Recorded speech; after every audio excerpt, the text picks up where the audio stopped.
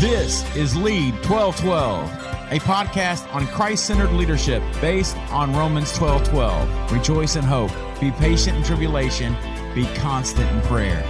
Thanks for listening. Now here's Chris and Dave. Hey everybody, how are you doing? We're back. I think that's a good thing. What do you think, Chris? We're here. Wayne's with us today. What do you think, Wayne? It's good. Good to have you. I don't know if I believed Wayne on that one, but it wasn't very convincing. Yeah, it's good. All right, that's okay. We love Wayne. C.S. Lewis said this: to be a Christian means to forgive the inexcusable because God has forgiven the inexcusable in you. Oh, I love that. C.S. Lewis is one of my favorite authors of all time, and that's just one of many things from him. Yeah.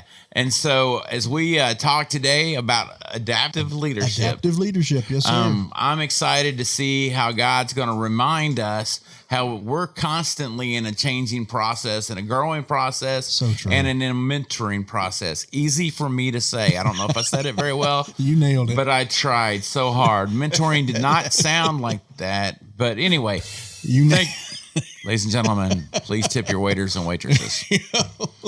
Oh, yeah. Okay. Amen. So, what is adaptive leadership? As the title suggests, adaptive leadership is concerned with how leaders encourage people to adapt, how to confront and overcome problems, challenges, and changes. Adaptive leadership is concerned with individuals' adjustments in response to changing environments. And I guess in simplest terms, adaptive leaders prepare and assist people in adjusting to change. Does that make sense? Does make sense. So these are steps that leaders can take to help the people that work for them or work with them achieve change and be able to tackle problems and issues that they normally could not. Gotcha. Adaptive leadership was first developed by a man named Heifetz way back in 1994. That may be way back to some people, but it seems like yesterday to me. Yep. Me too. The name of his book was Leadership Without Easy Answers, and it's been used effectively to teach leaders everywhere to encourage change across multiple levels, including society, community. This is very good for nonprofit and churches and even for change with yourself. You know, Dave and Wayne, one of the things I like best about adaptive leadership is it's not leader-centered. It's not about the leader and what he can do, how great a person he is, I should say. It has been thought of that way, but adaptive leadership focuses on how the leader helps others do the work they need to do to adapt to the challenges that they face. That makes sense. So essentially, you're making people better. Yeah, you're trying to mentor people is what I've gotten out of this so Absolutely. far. Right? That's so it. You try to, what's a good word, Wayne? You try to put forth effort into other people so that they may be blessed and they can go out and bless others, and you work together. That makes sense. That's a perfect example. Thanks. I get out every once in a while. T, you're a leader in your organization. Do you ever use adaptive leadership? All the time. Fantastic. I never knew what that phrase meant. You do it, you just didn't know what the term was. Yeah, because in my job, I've got 6 people that report to me, and I don't want to do the jobs of 6 people. No. And I want those people to be able to deal with changes in our organization as they come up and not always have to go to someone right. to figure something out. Yes. Because I think it, selfishly is a better reflection on a leader have followers who are leaders, yes. who turn into leaders, absolutely than just right. to have the market cornered. I think you said that very well. Yeah, there we go. Ladies you said and that gentlemen, very well. Let's get it up for Wayne. Yes, sir. So guys, correct me if I'm wrong, but every company, organization, church, anything that you can imagine faces chronic, recurring issues. And when you get those same issues and problems over and over again, what happens? The people in charge try to do the same old things every time. Sometimes they try to use new technology, or sometimes they may even try to recruit an expert or streamline something, a communication process or procedure, but the same problem seems to come back every time. That's right. That's frustrating as a leader when you feel like you're not really getting the most out of someone, and it's just frustrating. It's hard to work with that, and it's hard to deal with that. You think? You're absolutely right. Dave, do you think Jesus ever felt that way? Oh, man. So I take that from a personal perspective. Does Jesus ever feel that way with me? He does with me daily, I'm sure. Yeah, and there's times when I think I'm on the right path, and there's times when I think he needs to hit me in the back of the head. So does Amy. You got a double. Yeah. Thank you. So it's important, though, that you understand that Jesus knows what you're doing and who you are, and he knows you're a mess, and he loves you even in your messiness. So you need to give that over to him, get real with him, get honest with him, and watch what he can do through you. Oh, that's so true. That is beautiful, too. You know, I've got a life example I want to share with that. A while back, I love dogs. I had a dog that had been mistreated, and it would bite people, but we never gave it the chance. I would keep it away from everyone. And every time someone would come to visit, this dog would try to protect me and try to get between me and the person like it was an invasion. And I was thinking about that one day in the shower, and I thought, you know, if my dog would just relax and trust me, I won't let anything happen to him. And then I thought, how many times has God thought that about me? My goodness, if I just relax and trust him, he's going to take care of me. Amen. But it's hard to do that, right? It is hard to do that. So why do you think that's so hard? I guess I was just taught to do everything I can first and then give it up to God, when really I should be in prayer first and giving it up to God. 100%. I think many times what we end up doing is we rely more on ourselves than God. And that's absolutely, that's the wrong way to go. What do you think, Wayne? Well, as a father of 2 daughters, Oh. I learned early on I can't fix anything. I can't even understand most of what they're going through or talking about. It's true. I mean, I try and I fail, and I try and I fail. But you keep trying. But I keep trying. That's what matters. But instead of just giving it over, I'm still trying. Yeah. Parenting is not for the thin skin. Oh, no, you're and right. Every day there's 18 different challenges and sometimes 118. Oh, gosh. That's an aching back. Oh, my aching back. Parenting can definitely make you feel like that for sure. That is definitely an aching back moment. But anyway, back on this, an adaptive leader can help his team find better solutions and solutions that are outside the box. And then when they get better at it, then maybe they can become the leader and take over for the adaptive leader. Yeah, I think what happens, I think we sometimes have a hard time letting someone else do something we think we can do better. Oh, sure we do. That's a big problem. And I think we need to understand that if we think we can do better, we need to teach them how we think we can do better so they can help us, so they can even do better than us. I think if we're true mentors, we want them to get better than we are because we're truly investing in them. Yes. And that's an issue, I think, with a lot of people. We don't want to invest in people because we're happy with who we are and we don't want to grow. We don't want to put that out for anybody else. No, you're exactly right. We don't want to practice. We don't want to be second fiddle. No, How's that? no. Yeah. First fiddle or no fiddle. We don't want to be second fiddle. Yeah, I got you. So as a leader, there's really only 3 types of challenges you face. One type is not really suited for adaptive leadership, and we'll go over that. The other 2 types are very particularly suited for adaptive leadership.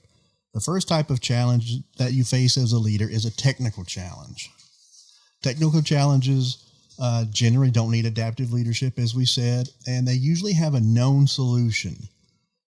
For example, during the pandemic, many churches had to begin online services. In this case, the problem's easy to identify and the solution is obvious and achievable.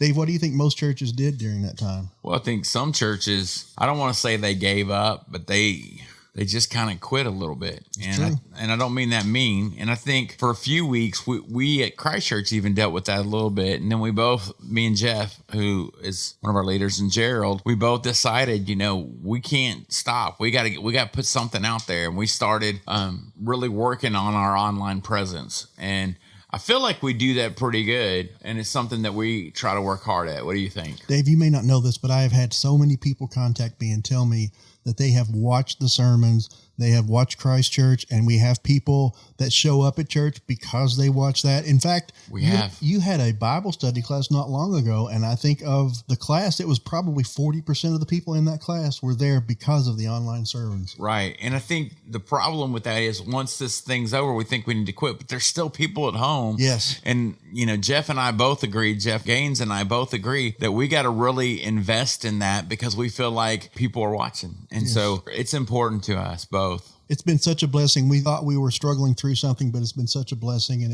it's really paid off in dividends with new people coming. Yeah, 100%. And our church has grown in this process, and I'm not bragging, it's just a blessing, where other churches have gone the other way. And, did we lose people? Absolutely we did. But we also gained a whole different group that thought, we're trying, and they wanted to be a part of what we're trying to do. Yes. Yes. So that was a good example of a technical problem. Okay. Another type of problem is an adaptive problem or an adaptive challenge. These are the ones that are not clear-cut, and they can't really be solved by the usual ways of doing things in an organization. These challenges are difficult to solve because they usually require a change in a person's priorities, roles, or maybe even values. And they require leaders who encourage others to identify problems and implement solutions. So, Wayne, when you have someone that you need to encourage to change, how do you go about that in a positive, encouraging way? Well, I start with positive and encouraging comment. That's good. Because I don't know a person who doesn't have one positive thing that they contribute at work, at church, in our friend circles. So 100%. we start there. And I think part of adaptive leadership, maybe a big part of it, is perspective. Yes, definitely. And being able to distance yourself from the situation and not just not distance yourself from the person. You're exactly right. We will get to that, but that's beautiful. Yeah. That's right on target. And I think it's important. You know, I grew up with a guy named Brewster was my youth minister, which is a fun name, but he never said negative things, hardly ever. And he was always something positive and encouraging. And I thought, man, I don't want to be like that. And I think, Chris, you're good at that. I think, Chris, you look for that in people. And I think sometimes we tend to look for the negative in people because we know they're going to have it. And it's there in everyone. It's a decision that you wake up every day and say, I want to find something positive in someone and encourage that behavior. And hopefully it will help other behaviors. Yes. Oh, hopefully. That's beautiful. Right. You can preach on that. That's beautiful. All right. Here we go. All right. The third type of challenge is easily enough a combination of the two. It's technical and adaptive. These challenges can be clearly defined, but they don't have a straightforward solution. In these cases, the leader acts as support for the team, but the team has to solve the issues by learning to change and adapt. Our church was designated to use small groups to meet weekly for the Bible study. Dave, being the pastor, allowed the groups to set up their own meeting schedule and study method. And I can say from experience that I genuinely love my group. I formed a bond with every person in the group, and I feel like I really know these people, and I deeply care about them. So instead of a study group, this feels more like a group of friends. And by the way, we have 10 adults and 9 kids. And we get together weekly, and we enjoy each other's company. Wayne is the leader of my study group, and he has done a phenomenal job of keeping us together and giving us ways to learn more about each other. What do you think about our group, Wayne? I think it's great. I mean, we've moved into this level of connection that is more familial than acquaintance or even good friends. Oh, yeah, we really have. I genuinely care about these people. We talk, we text all the time. We've always got something going on. We pray for each other. It's just a wonderful group. It takes effort to do that, though. It does. You have to realize you may not get to watch your favorite show on Monday night. We can record these things now, by the way. But it's just, well, you gotta really put forth effort and say, I want to be with those people. And the problem is sometimes we may not feel that, but the more you try to just do it and work at it, you'll find, like what these two guys are telling me right now, God blesses you tenfold when you invest in people. Yes. And some of you are listening to this, so, well, that's not my gift. Well, yes, it is, because God created us all to be here for each other. And because of technology, because of life, because of whatever it is, we tend to stay away from loving people, and we've messed the boat. We really have. Oh, you've done it now. Here it comes. Come on now. Yeah, boy. No, I want to just say again, I really love our group. We meet on Tuesdays, and I look forward to that all week long. We have such a wonderful time. But here's the question. How do adaptive leaders do what they do? There's only 6 steps to this, and anyone can do this. And the first one has a great name. I actually love this. The step 1 of being an adaptive leader is get out on the balcony. Get on the balcony is a metaphor for getting out of the fray and finding a perspective during a challenging situation. That's really good. Imagine that your team is on the dance floor, and getting on the balcony is a way for you to get away from the noise and the chaos, and allows you to get a much clearer view of what's going on. I think that's important. I think perspective is everything. Absolutely. And I think the problem is we stay in one perspective. We don't ever get a chance to see it in another way. When you see something through someone else's eyes, it changes your whole thing. And it was just like yesterday, my son had Special Olympics. Yes. And Wayne, you were there. Seeing those young people just giving it all they had, loving it. When their name was announced, they put their hands in the air. I love that. They laughed, they giggled, and I think that's life, man. And Wayne and I got to experience that together because he came to watch my son play. That's awesome. That's an investment. That I'll never forget that he did that. That means the world to me. And I think it meant something to Steven. Now he just said thanks. But I think he really meant thank you, Wayne, so much. Yes. And Steven's just working on that. Oh, I love it. Yeah. But I think it's really important that we do that with each other. Yes. And there's opportunity. Wayne is really good at this. He is. Because I see that he is. And he loves it when I brag on him. He's one of the best I know. No, he doesn't. I know. But see, I think he cares. I mean, he'll come up to anyone in our church and just say, how are you doing? What's going on? He sure and will. that's something I've always tried to do as well. And I just think that's a blessing when you go after that full on, trying to just love people where they are. It is. It absolutely is. And, you know, Wayne, you mentioned perspective. Is that something you do at work quite a bit? Have to. Is that something learned, or is that something that came to you normally? Yes. Little column A, little column B. Yeah. Okay. So It's a yes. yes, it's one of those things where I took a promotion in our company several years ago where I had to teach myself to be able to talk to people. Had to think of questions to ask just to be engaging. I see. Because my job was more relational I see. at that point. But once I got to the department that I'm in now and have people that report to me, everything had to change a little bit because I couldn't get into the nuts and bolts of everything because my guys run my department. Yes. And as they go, so go I. Very good. You had no idea you were becoming an adaptive leader then, did you? No. So how does a leader get on the balcony? I've got a few suggestions, and maybe you guys have more. Take some quiet time. Take a step back. Just take a breath, relax, and get a fresh perspective. Or you can form a group of advisors unofficially of people you trust who will give you their opinion, whether right or wrong, about a situation, and attend a meeting as an observer. Don't contribute. Just sit back and listen to what the people on your team have to say. Get a different point of view about this. I think those are really, really good. And I think on that second one, I think we have to make sure that we're accountable to each other. And, That's a good one, yes. And I think in doing that, that means that I have to let you know that I messed up or that Yes. I have issues or that I got to work on this. Or the funny thing is when you tell someone that you have an issue, they probably already knew it. You're right. I and agree. So you just got to be honest and be who you are and who God created you to be. Yes. So step 2 in being an adaptive leader sounds easy enough, and it actually is kind of easy if you follow step 1, is to identify the adaptive challenges. You have to identify and diagnose the 3 types of challenges. If you remember, those are technical, adaptive, or technical and adaptive. And you do this from the balcony. The leader takes a different point of view, and this will make the challenges a lot easier to identify. So step 1, get on the balcony. Step 2, identify the challenges. Step 3 is extremely important, and this is one most leaders don't do. Step 3 is to regulate distress. Psychologically, we all have a need for consistency. It's hardwired into us. It's so much easier to make crucial decisions when an individual is relaxed and comfortable. And adaptive leaders need to monitor the stress of the people on their teams and keep it within a productive range and even try to regulate it. And they can do this by providing direction, not telling the team how to get there, but giving them just a general idea how to get there. They can also do this by providing protection, saying this is a safe zone. You're free to make mistakes here. I will protect you. They can do conflict management, or here's my favorite, create a holding environment. Now, what's a holding environment?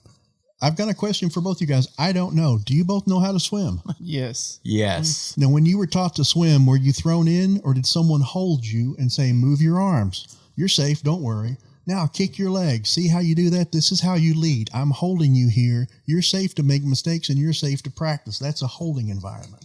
Yeah. Are you asking us if that happened to us? Well, I hope you weren't thrown in, but were you? Oh, no. I may have been a little thrown in, and then, my mom ended up helping me, but Dad's like, he'll learn how to do it. Oh, my God. Did you? No, I did. Oh. So how did that work? I've got to ask. How did that work? Eventually, I learned how because Okay. I watched people, and I ended up being on my swim team, which was fun. That's awesome. Yeah, me and a Speedo, something very exciting. to see. Oh, okay. That's a thought I didn't need. Thank you. Thank you. Wayne, how did you learn? I was probably 24. Wow. 24. Wow. And I was a camp counselor at Wesley Woods. Wonderful. Yeah. That's amazing. Yes. Well, the deep end is 6 feet. I'm not 6 feet. No. All the kids jump on you. Oh, no. Okay. Oh, my God. So he had the same. See, you're right.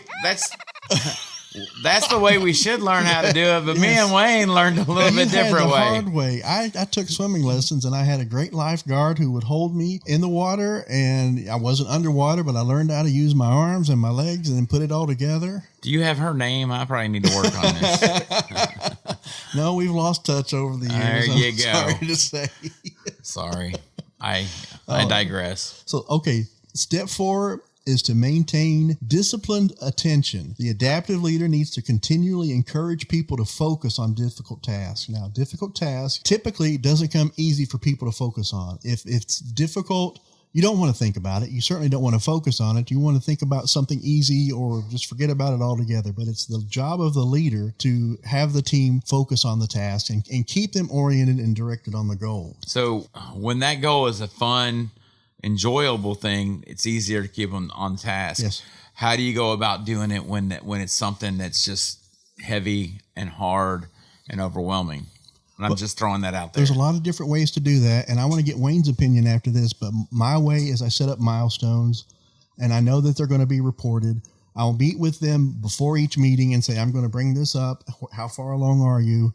And they'll say we're at XYZ, or we haven't looked at it, or we're considering which way we want to go. And I'll say, okay, give me a report on this, and by next week, I want you to have 2 more steps into this so that they can take the bite out of the proverbial elephant, and it makes it a manageable opportunity for everyone. Gotcha. Wayne's laughing, so we might be in trouble. Uh-oh. Oh, no. So what I try to do is put myself in their position. Very good. And not just metaphorically for a talking point, but if it is a multi-step project, I'll try to help them look at it from kind of the end goal. So you don't do this for them. You just give them a different perspective. Yes, and I don't dictate how it looks. It's like you.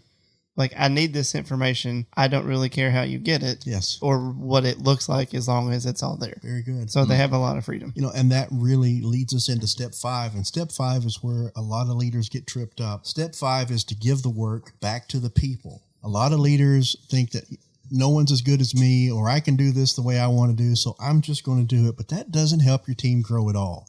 That doesn't help them mature. It doesn't teach them how to make decisions. The leader wants to provide direction and structure, and the team wants to feel secure in what they're doing, but the team also wants to feel like they're a part of the problem solving. And overly directive leaders can result in people being dependent on the leader and inhibiting them from doing their work. I think we all know leaders that do this, don't we? Absolutely. And the last step, step 6, is to protect the people on your team, even the voices below the people on your team. The adaptive leader must be open to ideas of people who may be on the fringe, marginalized, or maybe even considered deviants in the group of the organization. Be open to the ideas of low-status individuals who may not express themselves very effectively.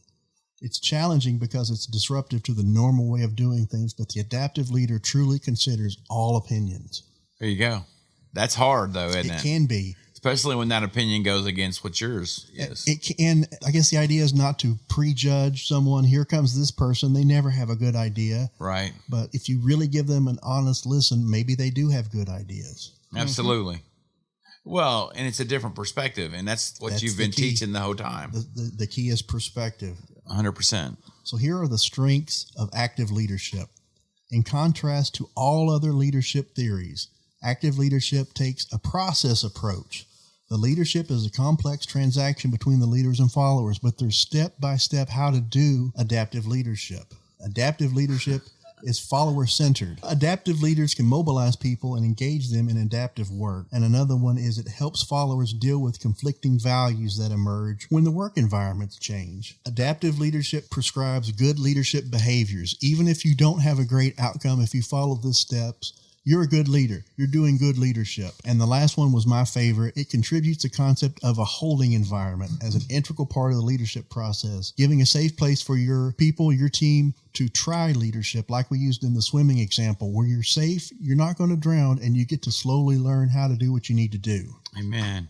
And I think one of the things that we need to always work on is trusting the process. Trusting, Yes. one of the things I love, if out of all the ones that we've been teaching, I love servant leadership. I identify with that one the most. Yeah, me too. But I think there's parts of each one that we can take from and learn about and try to adapt. See what I did there? I love it. See what I did? You worked it in there. Thank you. I'll be here every week. Yes, love it. Wayne, you got something? I saw you writing. Well, the strength that I try most in my department to offer is a safe space. Very good. Because That's good. I've never thought I'm the smartest person in the room. Very good. And I just want people who have differing personalities to be able to say what they want so that they're heard. And it's not just out of lip service to them. That's wonderful. They've got good ideas. Yes, Amen. they do. And I'm sure the people on your team appreciate that. A safe space is so valuable. Amen. So here are the criticisms of adaptive leadership. Because it's new, 1994, there's been very little empirical research, and none of the tests have been conducted thoroughly to prove or evaluate the claim. The model needs to be redefined, and the relationships between the factors must be clarified. In other words, we think it works, we've got evidence it works, but we don't know how it works. And the last one is adaptive leadership is very wide-ranging. It can be a little abstract. It can be a little hard to do sometimes. Romans 12, 9 through 10 from the Message says this. Love from the center of who you are. Don't fake it. Run for dear life from evil. Hold on for dear life to good. Be good friends who love deeply. Practice playing second fiddle. Oh, practice playing second fiddle. I love that. Yeah, that's from the Message, and I love that as well. Wayne, before we close, you got anything? No, I think you all said everything. Good. You got all the answers. Anything else from you, brother? Well, I really love that second fiddle thing. A good adaptive leader should let the team take charge, and he should practice playing second fiddle. That's beautiful. When you love from the center of who you are, you can practice playing second fiddle. Love Easy it. for me to say. Hey guys, have a great week. You have any questions about who we are or what we do? Make sure you check our website. We'll try to get a picture of Wayne up. I thought it'd be cool just to put his head like over us somewhere, which would be funny. Yeah, we'll do that. But we're so glad that Wayne's hanging out with us. Yes. We're so thankful that you're listening. Please let us know how we can bless you. Have a great week. God bless.